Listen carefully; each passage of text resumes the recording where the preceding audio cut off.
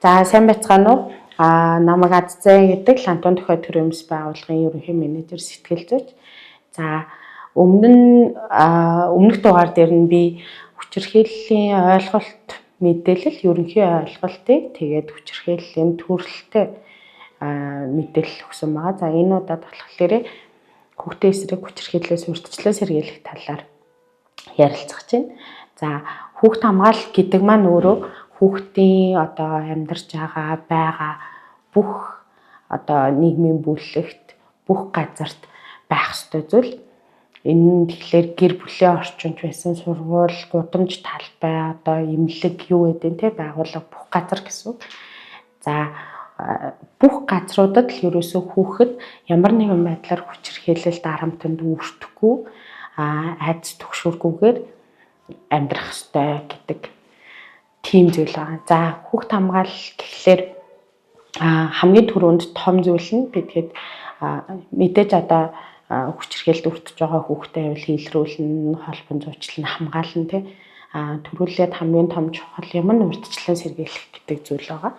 За урьдчилан сэргийлэхийн тулд бид нар яах хэрэгтэй вэ гэхээр эцэг эгч байсан бусад нийгэмдэр байгаа хүмүүстэй иргэд аж ахуй нэгж байгууллагууд бүгдээрээ дор бүрний мэдээлэл аюул сайтай байх хэрэгтэй. Хоорондын уялдаа холбоо сайн хамтарч ажилладаг байх хэрэгтэй. За үүнтэй холбоотой манай байгууллагаас нэг 4 сая км квадрат гэдэг төсөл эхлүүлээд ажиллаад явж байна. За энэ төсөл маань яадаг вэ гэхээр бид нар Баянзүрх дүүргийн 34 дугаар хорооны задгай талбай хэсэгт хүчирхийллээс урьдчилан сэргийлэх төв гэж нэрлээд ийм 2 контейнер төмөр контейнерыг тохижуулаад манай төсөл эхэлж байна. За энэ төв дээр маань ямар ажлууд хэрэгжих вэ гэхээр мэдээж олон нийтэд нээлттэйгээр харьяал харгалзахгүйгээр номын сан, кофе шоп хөгжүүлэх үйлчилгээ үйл ажиллагаанууд явагдана. Хамгийн гол чухал юм нь хүчирхийллээс урьдчилан сэргийлэх гэдэг үйлчилгээ маань байгаа. За энэ маань гэхдээ хүчирхийллээс урьдчилан сэргийлэх, хүчирхийллээс хамгаалах төв гिचгэлээр хүмүүс 24 цагаар байрлуулах ч юм уу, эсвэл яг ингээ бүтэн хурж ирээд энэчнээ байна гэж буруу ойлгож магадгүй. Энэ маань ямар үйлчилгээ үзүүлэх вэ гэхээр бид нар энд эргэн тойрныхоо хаашаашаа энэ контейнер байрлаж байгаа хэсгээс хаашаашаа 2 км радиус дотроо ойлголт мэдээлэл өгөх, сургалт таниулах үйл ажиллагаа явуулах, нөлөөллийн ажлууд хийх. За зарим нэг шаардлагатай зам талбай дээр нь илүү их аваар ослох гардаг зам талбай дээр нь яг холбогдох төрийн байгууллагатай, бусад төрийн бас байгууллага аж ахуй нэгжүүдтэй хамтраад тэмдэглэгийг сайжруулах ч юм уу, камержуулалтыг цагтаа нартайгаа хамтраад сайжруулах ч юм уу, тийм ажлууд нь хийгдэн гэсэн. Тэгэхээр бид нар ямар ч байсан хаашаашаа 2 км радиус доторх хүчирхийллийн гаргалтыг бууруулъя, давтамжийг нь бас бууруулъя гэдэг зорилготой байгаа тийм төсөл гэсэн. За энэ бол эхний том зорилго маань. За хоёрт нь бол мэдээж хурж ирж байгаа үйлчлүүлэгч нартайгаа кейс илрүүлдэг. Хүмүүс өөрсдөө хүчирхийллийн дуудлага мэдээлэлээ утсаар, цахимаар, шуудангаар өгөх боломжтой. Дээрээс нь сургалт нөлөөллийн ажлынхаа хүрээнд бид нар бас илрүүлэлтээ хийнэ гэсэн. За илрүүлсэн байгаа кейсээ яах вэ гэхээр төрийн байгууллага, төрийн бас байгууллага, олон улсын байгууллагууд зарим нэг шаардлагатай үнэхээр яг хэрэгцээтэй байна гэх юм бол хувийн хвшлүүдтэй бидгээд санамжчиг зураад холбон зуучлаад явна гэсэн. За энэ маань яах ач холбогдолтой вэ гэхээр манай Лантон төхөөгийн утсаар ч гэсэн ингээд дуудлагууд аягүй хийрдэг. Манай хөршид нэг тийм хүүхэд байна, хүчирхийлэлд өртөөд байна, аав ээж нь уугаад байна ч юм уу эсвэл манай үеэлдүү нэг юм байна гэд.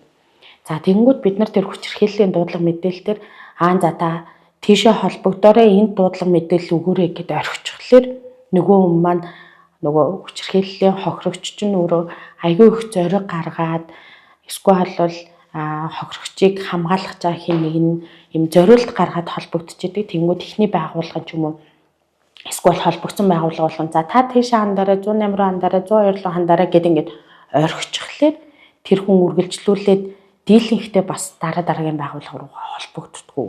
Эсвэл бол холбогдсон ч гэсэн тэрний ингээ процессын үед айгүй удаашраад одоо орхигдчихдог ч юм уу тийм асуудлууд байдаг учраас бидгээд за холбон зурчлах үйлчилгээрээ бид нар кейс илрүүлсэн бол дараагийн байгууллага руу шилжүүлээ. Гэхдээ шилжүүлсэн ч гэсэн орхихгүйгээр энэ кейсийг одоо тэр хохирогчийн аюулын зэргийн үнэлгээг нь өндөр байсан бол дунд байсан бол байгуулалт нь ингээд артаас нь явъя.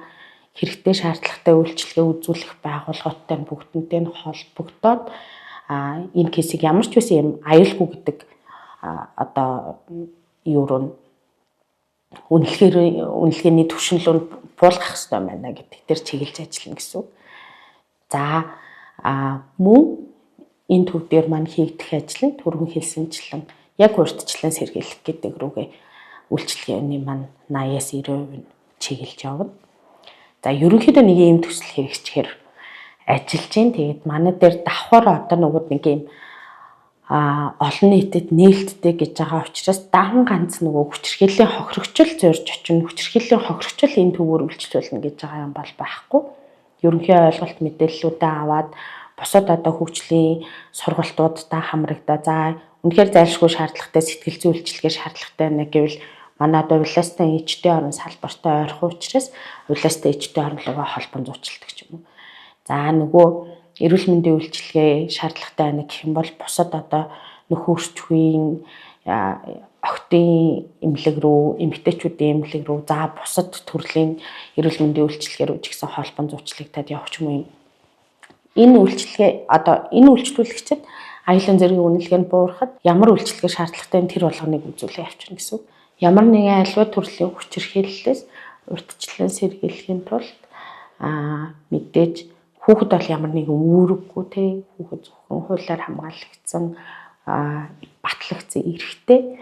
За тэгэхээр хүүхдийн өмнө хэн үүрэг хүлээх вэ гэхээр насан туршид эцэг хасраа хамгаалагчид одоо нийгэмдэр байгаа одоо хамтарсан багийнхан сургууль, цагдаа, эмнэлэг за тэгээ бусад бүх хүмүүс гэсэн үг бүгдээрээ ямар нэгэн байдлаар хүүхдийн өмнө үүрэг хариуцлага хүлээдэг байна.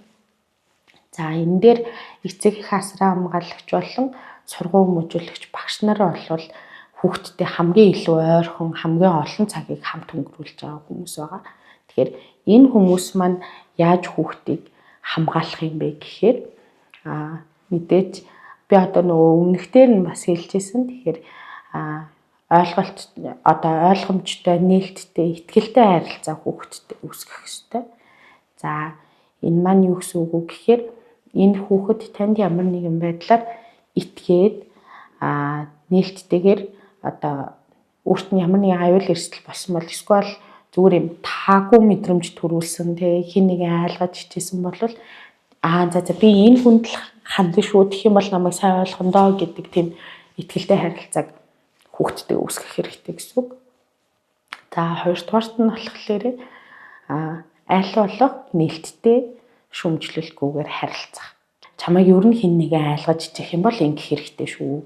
Чамайг ер нь хин ч айлгаж хичээх ёсгүй шүү. Чам таагүй мэдрэмж өгөх юм бол энэ хүмүүст хэлээрэй гэд төрүүлээд одоо хүүхдтэй итгэлийн сүлжээ гэж юу?